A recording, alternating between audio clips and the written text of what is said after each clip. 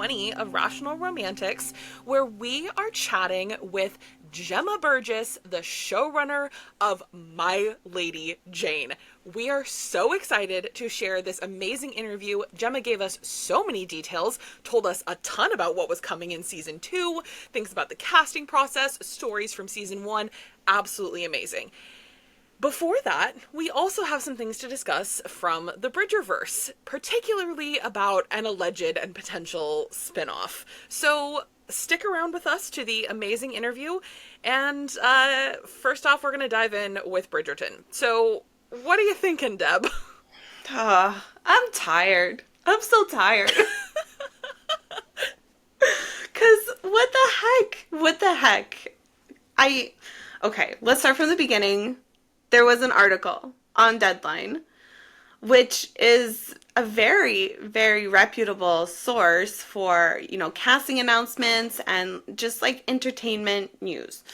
And they posted this article featuring Adjoa Endo, who plays Lady Danbury in Bridgerton, and Queen Charlotte. We love her. She's a ball. We love her. She has a few things to say about Bridgerton. And in the article, it says that she is set to appear in the second Queen Charlotte. But that essentially she remains tight-lipped about it. So we see that and we're like, oh, great news. And it's not the first time that Adjoa Endo kind of like slips in these little like crumbs. Like she's done this with like, I feel like it was for season 3. We were still in 2023, hoping for like Christmas maybe, but she's like, oh, next year when it comes out. Like she has given us like some grounding moments with facts that have been true. So seeing this, I'm like, great. Obviously it's not confirmed till it's confirmed, but if it's on Deadline and they're talking about this, then great. But then we realized today that there were some edits made to the article. Yeah, so interestingly, 2 different times it was edited, which is so funny because I saw, like, somebody sent, no, what was it? I can't remember. I looked at it and I saw the edit. Yeah, somebody sent it to me. I saw the first one. And then I was like, okay, well, I don't know if it's happening or not. Like, okay, whatever. And then I saw your post that was like that it had been edited another time. And I was like, okay, what is going on here? So I went and looked because I had taken a screenshot of the edited version in case I wanted to do something with it. And then I saw the third version. And so it went from being like, season 2 is happening. And then the second version was like, oh, there's nothing has been anything, whatever. She's not talking about it, blah, blah, blah. And then the third version was like season 2 of Queen Charlotte again that has not yet been greenlit. And I was like, that's an interesting change, because now this is just me theorizing and editorializing, but what it sounded like to me was that they know that season 2 is happening, and Adjoa probably confirmed to them that that's happening. Mm-hmm. Netflix PR saw this and freaked and immediately said to them, hey, you have to take that down. And so probably somebody at the level, like the copy editor person, like went in and fixed it. And then my bet is that somebody who was a little higher up said, no, we can still tease that even if we can't like directly say it. And so that's where the third edit came in. That's my little story of what's happening, because I still feel like this is happening. I just think that they realized that they couldn't say it yet. Yeah, I 100% agree with that. And it's funny, the way like I came to see it is that I saw the edits and then I was like, I'm going to get my own screenshot of this. So I went on the article and I was like, what is this version? This isn't that, and that's not this. And I was like, what? But yeah, that definitely sounds like the journey that happened. And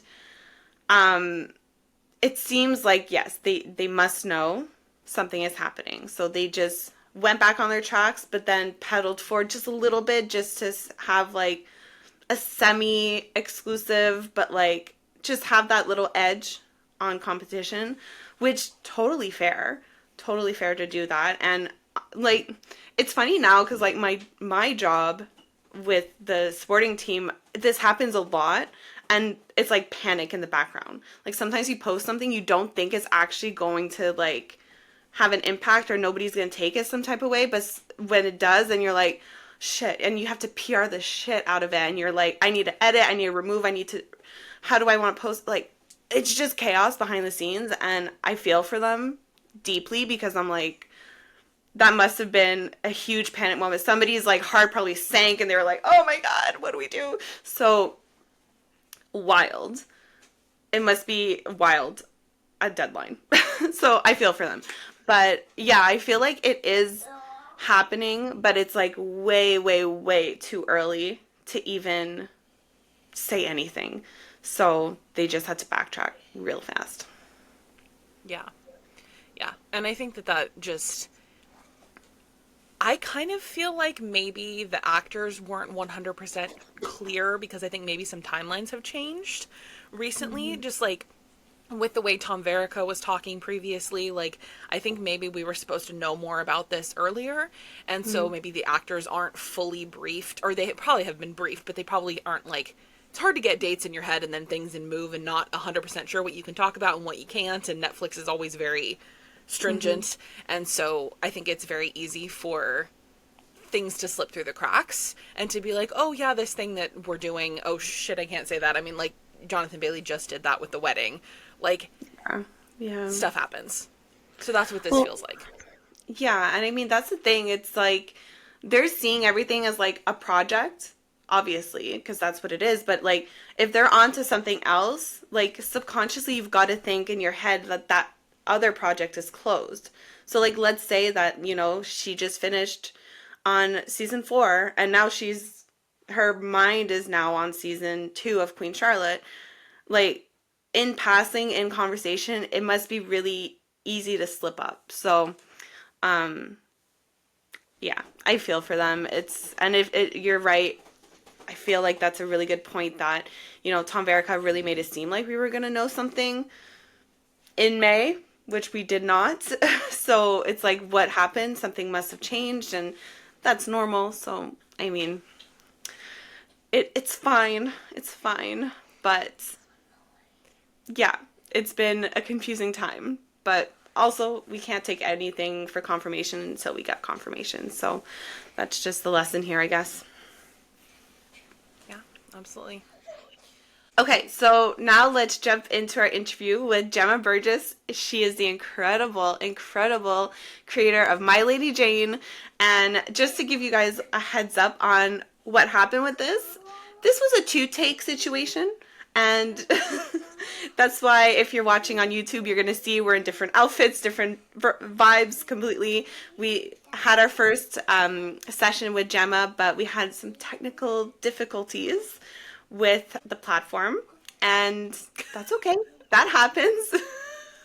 So we lost Cass a few times, and we decided, you know what? So that she doesn't have a full-on heart attack because this keeps happening, let's just reschedule. And Gemma was more than happy to come meet with us again. So you're gonna hear parts of that first interview, and then the rest is just, yeah, the smooth sailing part of our interview with Gemma. So here we go.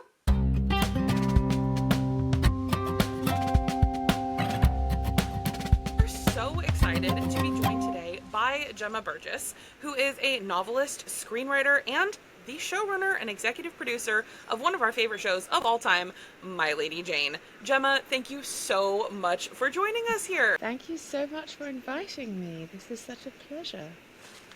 I haven't done many podcasts. I did a couple last year when the show came out, and they were all a bit of a blur. So this is very special. Oh, well, we're so glad to have you and appreciate that you took the time, and we're so, so glad. And honestly, just so excited to talk about My Lady Jane. I can't believe it's been a year, I know. right? A year since it came out, and 6 years since I sold it to Amazon. How wild is that? Oh my gosh, I know. that's incredible. So that means it's about 7 and a bit years since I saw a girl reading the book on the subway in New York City. And No. the girl, do you know this story? So I was on the subway with my kids who were like 3 and 5 at the time. I think I was pregnant. And this girl was reading like this. And whenever a girl reads like that, you have to write down what she's reading and then buy it. And don't even know what it is about. And I've done that ever since I stopped a girl in London years and years ago. She was reading in the rain with her umbrella, which is really hard to do, and walking. And I was like, "What are you reading?" And she was like, "Twilight." And I was like, "That's a really weird name for a book." And then it was Twilight. So I was like, girls know what's up. So after the tube girl was reading the book, and it was like in my memory now, like a light from God is shining on her. But I read the book and just like held it to my chest, and I was like, I'm in love with this book. I didn't know anything about it. I just read it, and I was just so in love with it. And then I That's so was amazing. obsessed. That's amazing. It's crazy, right? That's crazy. The authors and I have tried to figure out who the girl might be because it was very early, almost pre-publication. Because I put it on like Instagram. I was like, everyone read this book. Like I'd like, just like it was private at that point. It was like whoever, my friends.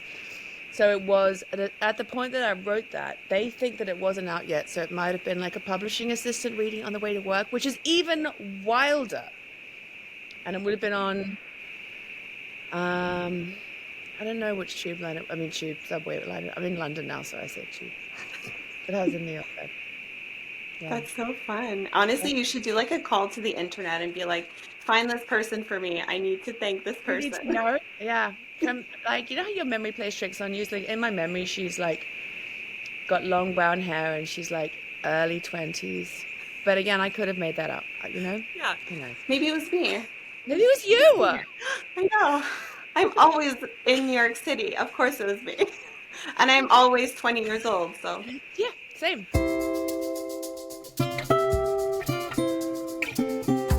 You kind of started on this whole journey for this perfect question, but I'm so curious. So, like, when you read the book, what were you like, okay, I have to pitch this. This has to be a show. Like, what was it about the novel that made you just go, this is amazing? Well, I was obsessed with Lady Jane, which, pretty much all bookish girls are when they're about 13.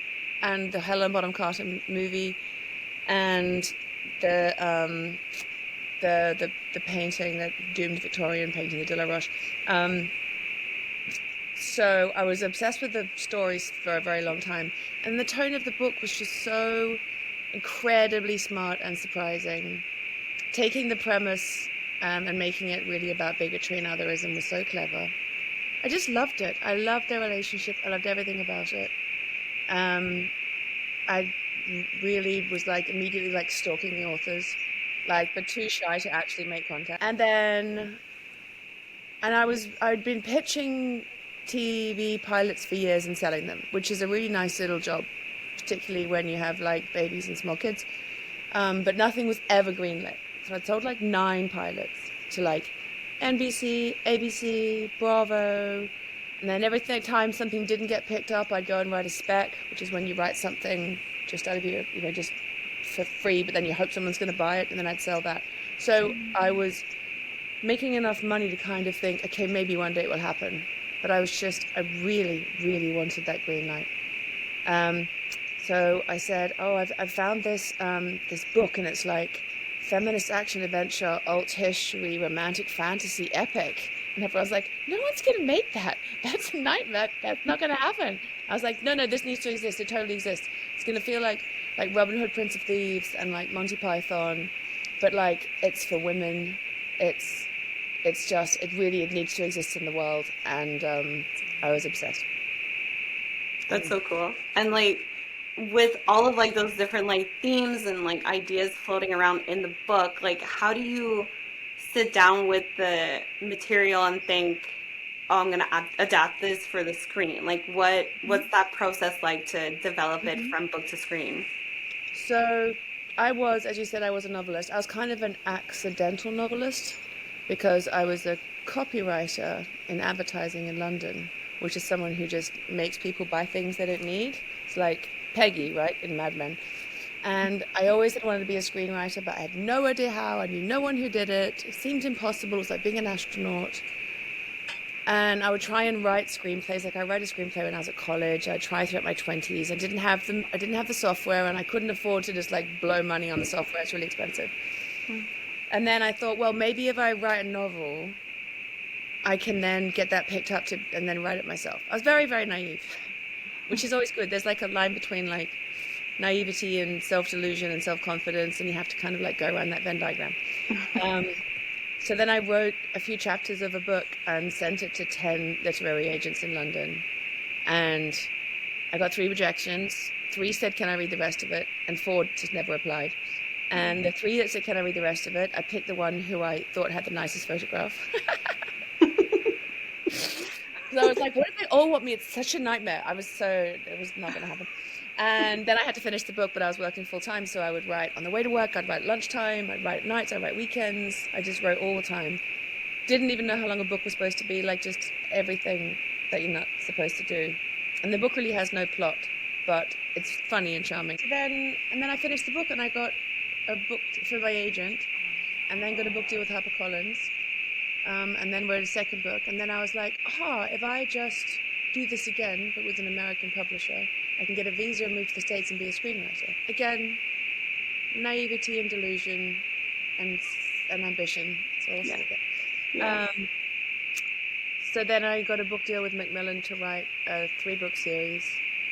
And my editor was this amazing guy called Dan Weiss, who'd done like Vampire Diaries and like he'd been in publishing for like 40 years. He did like Sweet Valley High and stuff. So he'd give me notes like, "Make 2 of them sisters," and I'd be like, "Okay."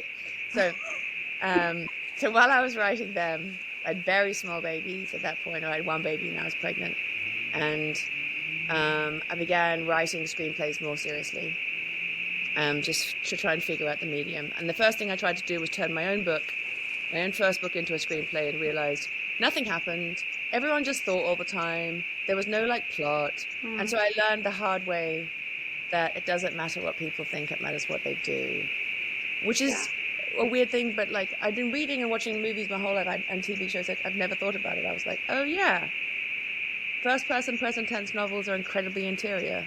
It doesn't make compelling television or compelling movies. And then I was good at pitching because I'd been in advertising so long. So I went the first trip to LA. I pitched a film and sold it, which is mad.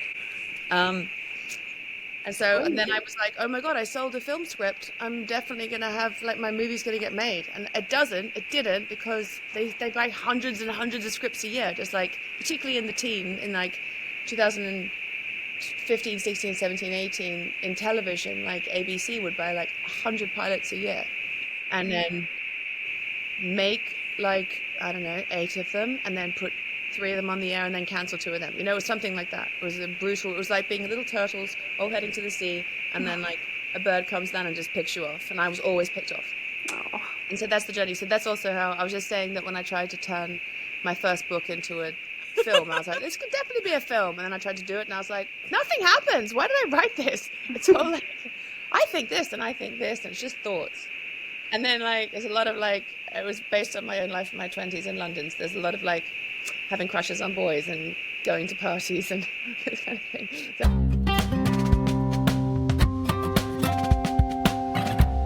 So tell us all about the incredible cast. How did we end up with the absolute perfection of Emily and Edward as our Jane and Guilford? It was just pure luck. They are magic together. They absolutely sizzle. And you know, one of the things that Meredith and Jamie and I talked about a lot was, you know, making scenes sexy when they're not about sex. And we were thinking about, there was this show in the 90s called My So-Called Life. And there are entire scenes where Jared Leto? Yeah, whatever.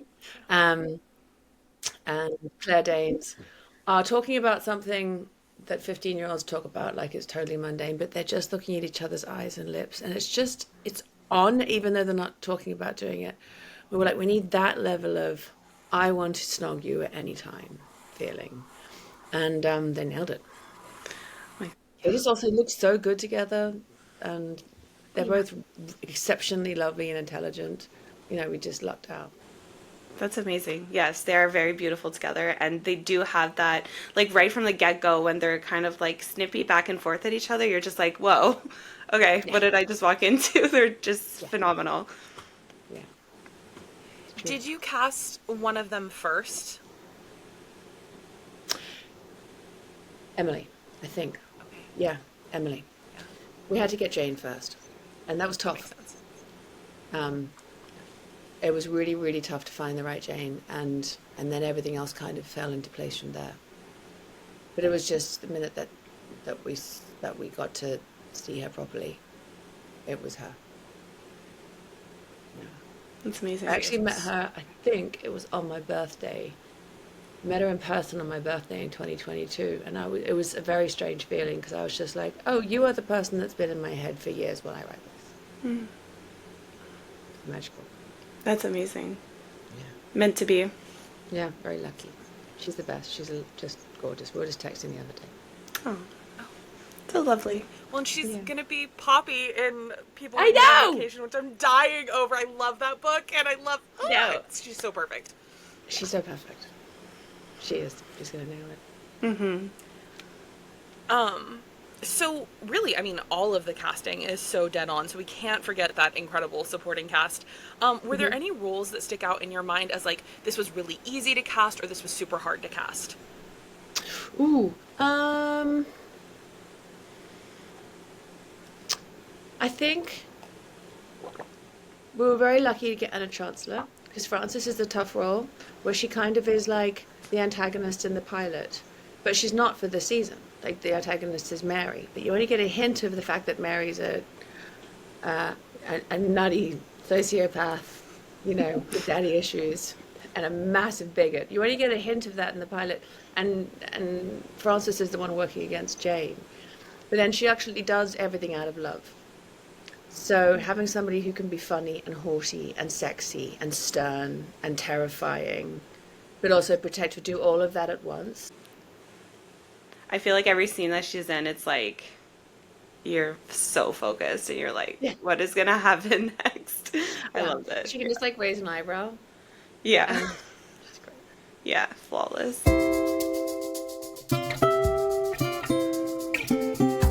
Obviously, you've got the amazing cast, but I think the other thing that really kind of is a showstopper is the music in the show.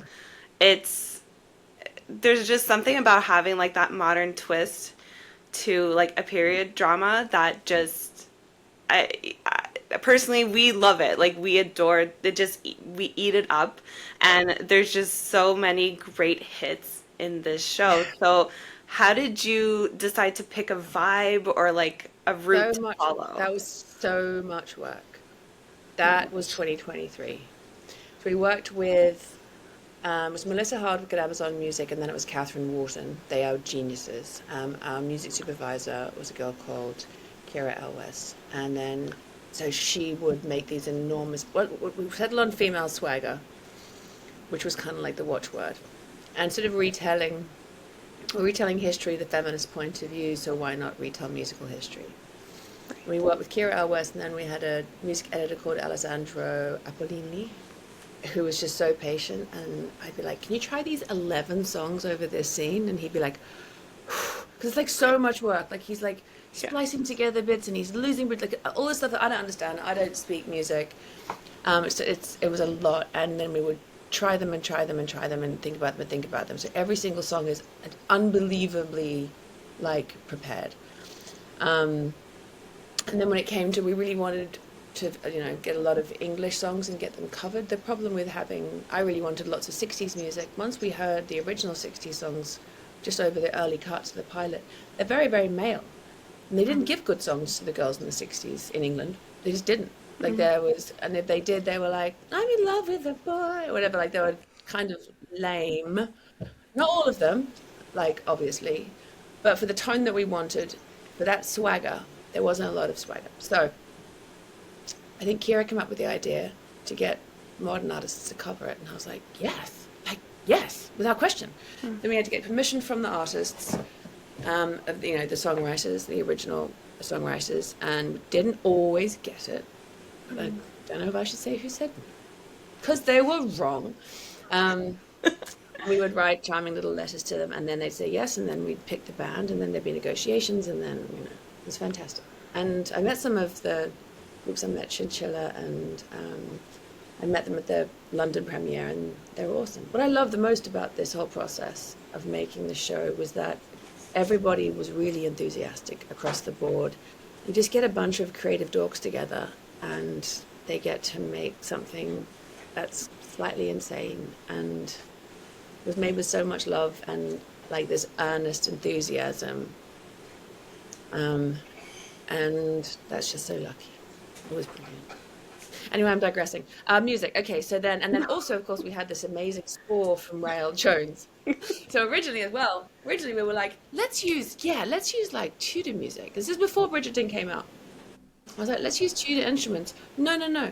They suck. They sound terrible. Nobody wants a glockenspiel. They really, really don't sound good. So Rael Jones was like an absolute trooper, rolled with it, and we have this divine score that he created. He's very, very talented. I love the score. It's incredible. That's amazing. There's just something about music. It sets the tone, and I find that so fascinating, all the steps you have to take to get like the perfect song, but also like the perfect moment, like some beat drops at certain moments. Like it's all so specific. It's crazy. It's so specific. And when it comes to getting the perfect, I mean, if you're the kind of person, which I am, to like, when you're in, well, I don't go to parties anymore, I'm too old, but in my 20s, I would be the person who was like, I have the iPod, I'm in charge of the music. If you are the I'm in charge of the music person, show running is for you. Look into it. It's great. If you're super bossy and want everyone to have a good time, think about show running. Very good Gemma, advice. wheels are turning in my brain. Yeah, I'm like, Yeah, what let's is go. this?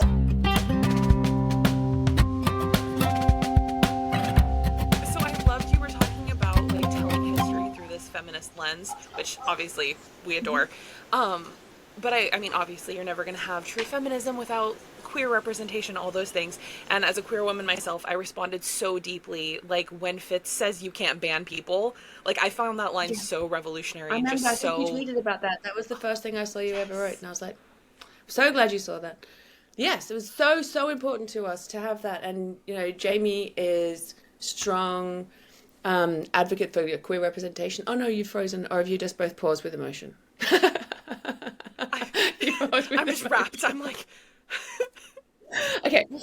We do I this. mean, to me, Atheism is a very I sort of thought more people would write about this. Atheism is shape-shifting. It's about, you know, it's about trans rights. It seemed very straightforward to me. And yeah, it's very important to us to have a really pure queer love story between Fitz and Edward. So, yeah, I'm glad you liked it. I loved it so much. And so, I mean, was that an idea? Because obviously that's not really there in the source material as much. Like the metaphor is still can be applied, but like the love story. So when in the process did you know, like, okay, we're going to put this love story in there? Oh my God, I did it when I was reading the book originally. Because I just began editing in my head. Because I rewrite myself a lot. And I was like, this book is amazing, this book is amazing, this book is amazing.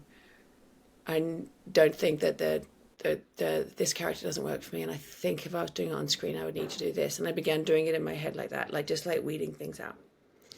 So yeah, I wanted him to be and I also wanted to tell a story where it wasn't a coming out story for Edward, and that it there's no bigotry against him falling in love with a man, because I felt like everyone tells that story. We've seen it before. Wanted to have a world where the main bigotry is against atheism, and the main bigotry against atheians. And when he says that line, he always thought that girls look like men without their clothes because he led a very sheltered life. He's just realizing what he really wants.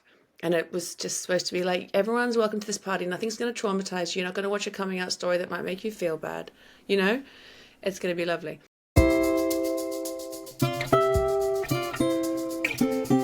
So next, we want to jump into something that I really hate that this is the reality, but I feel like we need to talk about it. Obviously, we are all extremely heartbroken that My Lady Jane was not renewed for season 2.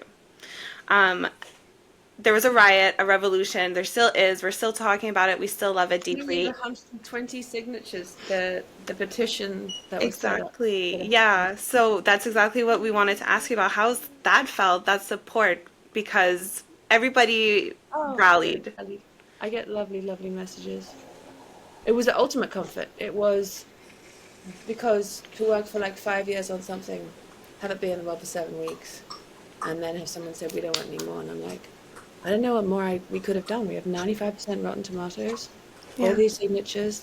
We're the New York Times Best 2024 list.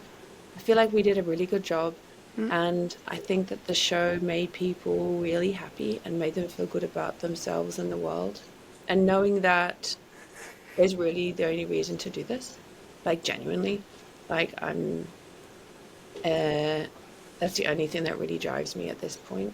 I mean, I'm putting food on the table, but Hmm. there are probably easier things to do than spend 5 years making one TV show. Um, so yeah, it means everything. And also, it does seem to have. I seem to have at first I was very nervous, right? I used to be like private on Instagram. I was like, I don't really want attention, and I was like, okay, I'll unprivate myself and just see what happens. And I was like, I wonder if I'll get any like nasty messages. Nothing. Not. I think one idiotic message from some stupid middle-aged white man. Apart from that, everyone just seems so lovely, and I'm like, oh, the world is full of good people. It's actually really heartwarming, and it's been kindred spirits everywhere. I feel like that's the kind of people you attract when you create something that's like Mm-hmm. that, that is so loving and so real and created by so much just inclusivity and love. You get that back. And so I think that that's owing Right. very strongly to you and all of you that created the show, is that there's this positive community around it because Yeah. you created something positive. Yeah. I hope so. Lovely. It is lovely that it will exist forever. Yeah. Like that is a lovely, lovely thing, and it is a miracle that it got made. It's like, you know, it's a crazy mashup of genres. I'd never been a showrunner before. Like, it's a lot of money to invest in a show with someone who's never proven herself. I was so lucky or fortunate. I heard on a podcast recently. Don't say lucky, say fortunate. Fine, fortunate. I love that. But yeah, everything Cass said is what I was going to say. And honestly, I still know people to this day who are starting to watch it and like they hadn't watched it before. And like everybody's still falling in love with it. So it is Yeah, nice. forever like out there in Sometimes the I go, world. yeah. I'm not on Twitter anymore. I was in the olden days, but I quit during the 2016 election. I was living in New York, and I was like, I didn't need this in my No. life.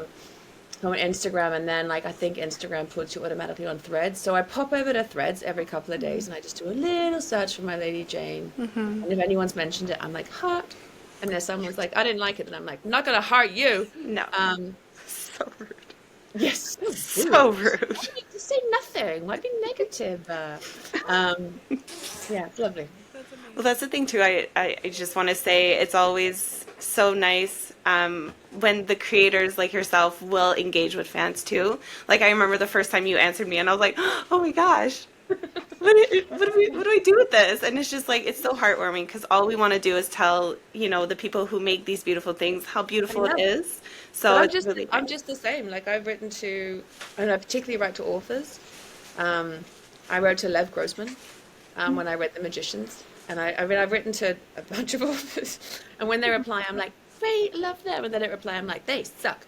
Um, and I also remember when I was an author, my first book came out, and I got an email that week from someone telling me her love life problems, and then because the book's like about dating and falling in love with the wrong people, and then for like about a year, I'd get a lot of emails from girls about my age telling me all their love life problems, and it was so nice. It was this lovely feeling of community, and this sort of like we are all in this together feeling that's never really left me. So Yeah. it's lovely.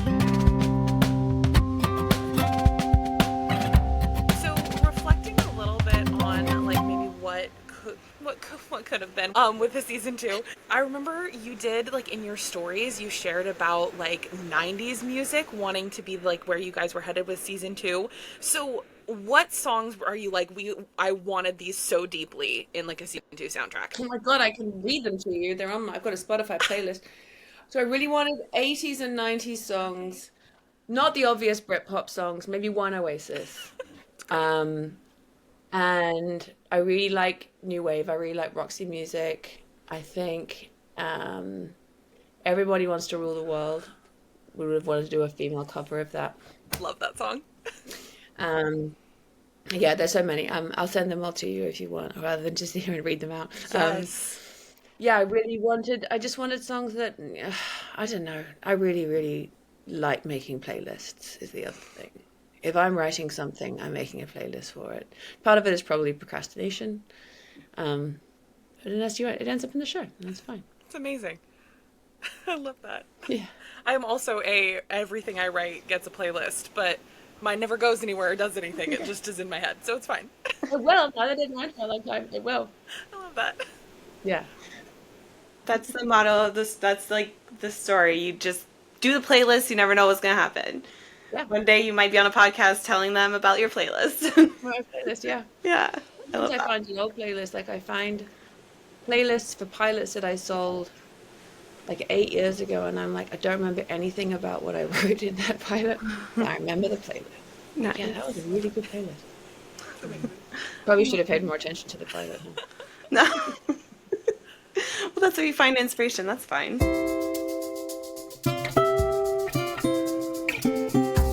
So, in that same idea, is there anything that, like, storyline wise, that you would have wished that you could have continued on to share with the world? So many guys. I mean, the challenge with any epic romance, which is like this genre, right? It's like romance plus stakes. Is keeping the romance alive where it's not just two people in love the whole time. Unfortunately, you have to drive them apart and have conflict, but it has to be believable and not annoying. Because we've all watched shows where in season 6 they have some bullshit fight, and you're like, this is not real. Yeah. So the main thing I was excited about was what we had in store for Jane and Guildford. And some other characters we're going to introduce, like Queen Mary marrying Prince Philip, who was this Spanish, like, blowhard character. It was really, really fun. That would have been a lot of fun. And then we were going to have Seymour, like, kill him in a fit of sexual rage. And then it turns out that wasn't the real Philip. The real Philip was an undercover the whole time, like, just like so much, that thing where we keep it grounded in the real history, but we're a little bit silly about it. Get Mary Queen of Scots in there, have her be like a temptation, bring back Archer for the Jane flirtation, like, just so much fun. Keep Edward and Fitz going, have Edward trying to figure out like whether or not he wants the throne, and kind of proving himself to himself without needing an outward definition of power. Like, just great. Oh, and Fitz's sister, obviously. God, I'm sad about Fitz's sister. I love that actor. She was great. She got like 3 seconds on screen. So unfair. Yeah. Holly Freeman. I had a lot of plans for them too. Just would have been great. That's amazing. Well, It would have been so fun. and like one of my favorite scenes from the books, absolutely ever, or from the book, was when Jane turns into a ferret and Guilford sees her and is like, how did I not recognize that was Jane? Which I love that that's his reaction when he figures out that it's her. He's like, of course that was her. That's so hilarious. So was Jane going to be Ethan? Were we going to find out that? Or... I think we were going to hang on to that for a bit. We wanted to slow roll that. We wanted to, like, make sure that, for me, the genre element of anything, whether it's fantasy or sci-fi, has to work within the stakes of the world. You know what I mean? So I didn't want Jane to turn into a ferret to solve any problems.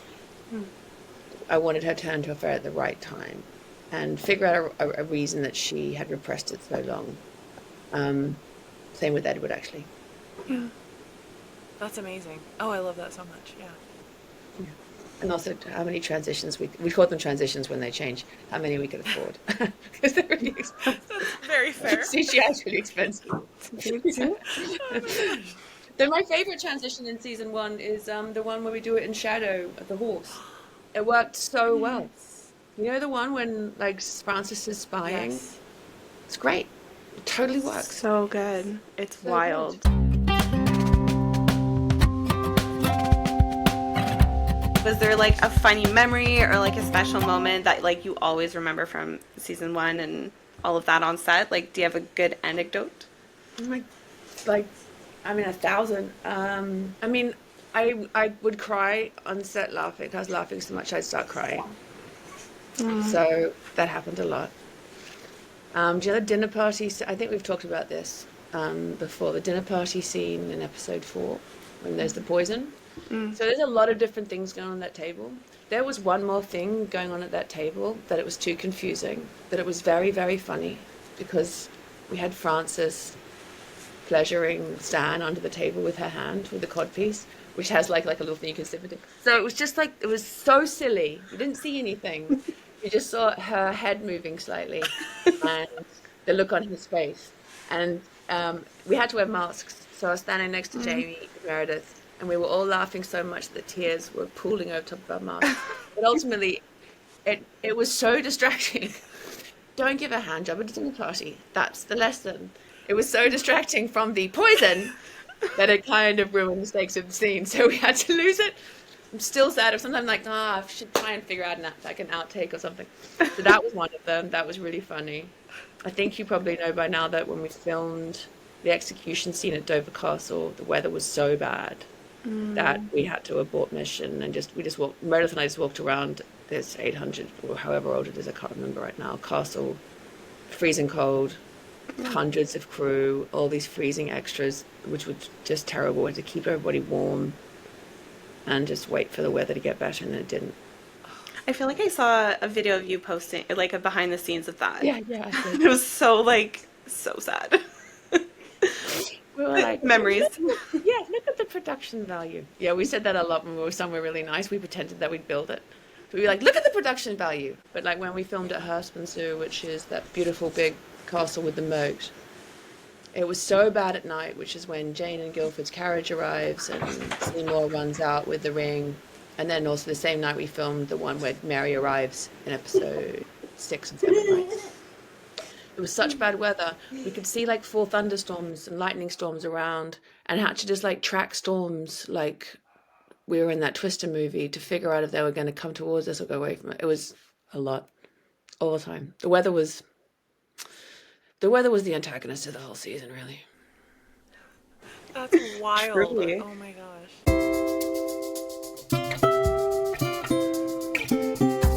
Is there anything you're working on now that you would like to plug or share or tell us about, anything like that, or that you can tell us about? There is. There is stuff that I'm doing. I don't think I'm allowed to talk about it yet. But as soon as I can, I'll tell you first. Yay! Yeah, good. I'm like, like most women, I think I'm pretty pragmatic. The show was cancelled on Friday. On Monday, I called my agents and managers, and I was like, right, they're not going to change their mind, guys. I know they're not. Let's get to work. So, yeah. So, unfortunately, I can tell you it's not another Tudor fantasy, alt history action adventure. So I wish it was. I loved it. It was the most fun to write. I'm having a lot. I always enjoy writing. Like, if I don't enjoy something, then I shouldn't be writing it.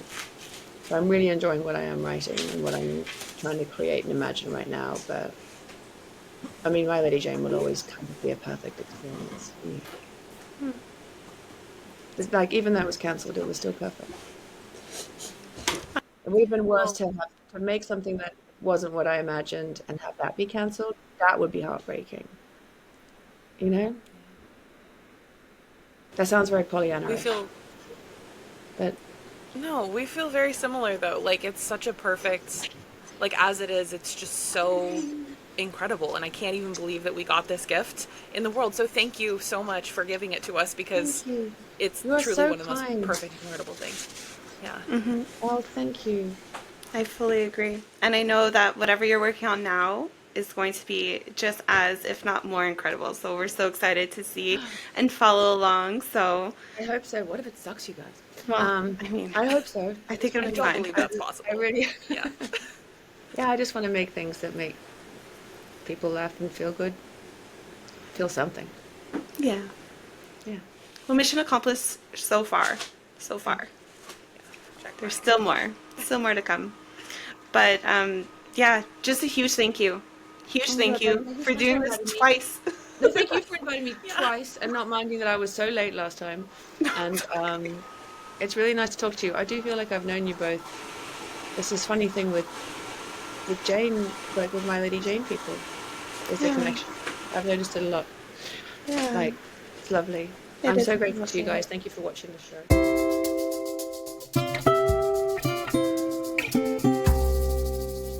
Well, that that was our conversation with the fabulous Gemma Burgess, the showrunner and executive producer of My Lady Jane. So seriously, if you haven't seen this show yet, go do yourself the favor and watch My Lady Jane. And if you have seen it before, might be time for a rewatch.